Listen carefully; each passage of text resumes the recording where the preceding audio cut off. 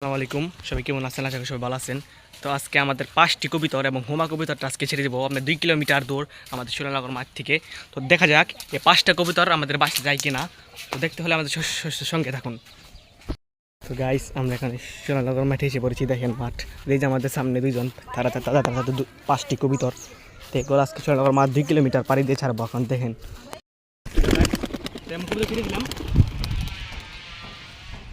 দেখেন অনেক উপরে গেছে গা।